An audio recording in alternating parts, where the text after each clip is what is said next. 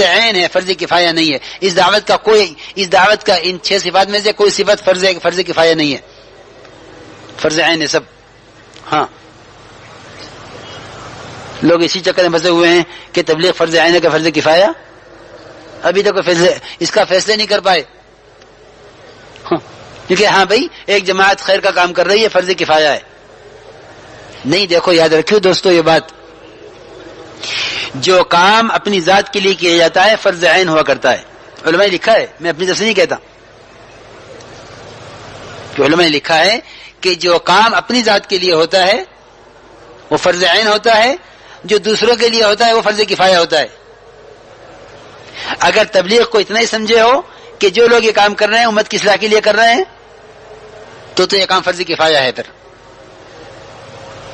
کہ اگر ایک جماعت امت کی اصلاح کی فکر کر رہی ہے تو بقیہ لوگوں سے یہ فریضہ ساقط ہو جائے گا.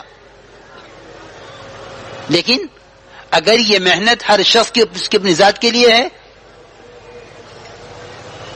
کیوں؟ اس لیے کہ دیکھو علماء نے لکھا ہے کہ اللہ کے عذاب سے ڈرانا خود ڈرانے والے کے لیے ہے.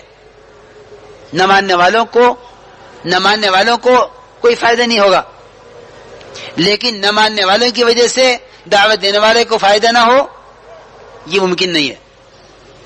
دعوت داعی کی اپنی ذات کے لیے ہے، انذار منذر کے لیے ہے، اللہ کے عذاب سے ڈرانا خود ڈرانے والے کے لیے ہے. اسی لیے لکھا ہے کہ سواء علیہم انذرتہم ام لم تنذرہم لا یؤمنون، کہ آپ ان کو ڈرائیں یا نہ ڈرائیں، ان کو آپ کے ان کو ڈرانے سے کوئی فائدہ نہیں ہوگا. ان کو سواء علیہم فرمایا، علی کا نہیں فرمایا. قاضی ثناء اللہ صاحب رحمۃ اللہ علیہ نے تفسیر مظہری میں اس آیت کے ذیل میں لکھا ہے، یہ بڑا اصول ہے تبلیغ کا، دعوت کا، کہ دعوت داعی کی اپنی ذات کے لیے ہے. ہاں، اس لیے فرض عین ہے، ہر امتی کا ذمہ ہے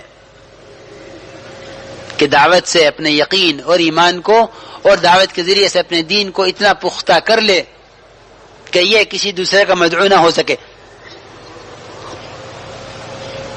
تو یہ قصہ آج ختم ہو جائے گا کہ کام فرض عین ہے کہ فرض کفایہ. ہاں، کیونکہ وہ کام فرض کفایہ ہوتے ہیں جو دوسروں کے لیے کیے جاویں. کہ یہ جنازہ نہ پڑھا گیا تو پھر سب گناہگار ہوں گے، اور اگر یہ جنازہ پڑھ لیا گیا تو فرض کفایہ ہے کیونکہ اس کا جنازہ ہے. ہاں، لیکن ایمان کے سیکھنے کو فرض کفایہ سمجھنا، یقین سیکھنا فرض عین ہے، نماز سیکھنا فرض عین ہے، اللہ کو یاد کرنا فرض عین ہے، علم حاصل کرنا فرض عین ہے، اور حقوق کی ادائیگی فرض عین ہے، اخلاص کا سیکھنا فرض عین ہے. سوچو میرے محترم دوستو، اگر ایک جماعت مخلصین کی ہو جاوے دنیا میں تو کیا اللہ ریاکاروں کے عمل کو قبول کر لیں گے؟ کہ نہ، ریا تو شرک ہے، جہنم میں جائے گا، چاہے وہ شہید ہو، چاہے وہ سخی ہو، چاہے وہ عالم ہو. ہاں، شرکت تو کوئی مدخل ہی نہیں سوائے جہنم کے. اور ایمان جنت میں جائے گا، شرک جہنم میں جائے گا. ادنا ریا بھی شرک ہے. جی ہاں، اخلاص کا سیکھنا فرض عین ہے، فرض کفایہ نہیں ہے. پھر جب ان چیزوں کو اپنے اندر پیدا کرنا یہ فرض عین ہے تو پھر اس کی محنت فرض عین نہیں ہوگی تو کیا فرض کفایہ ہوگی؟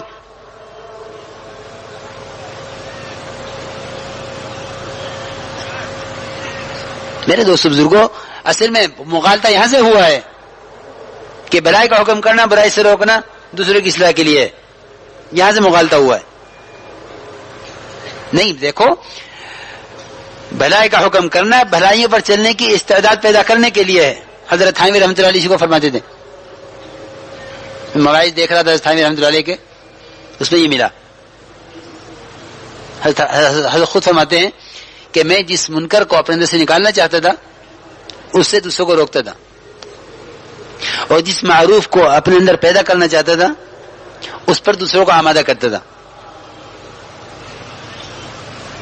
جی ہاں، تو عرض یہ ہے میرے دوست بزرگوں کہ علم کسے کہتے ہیں؟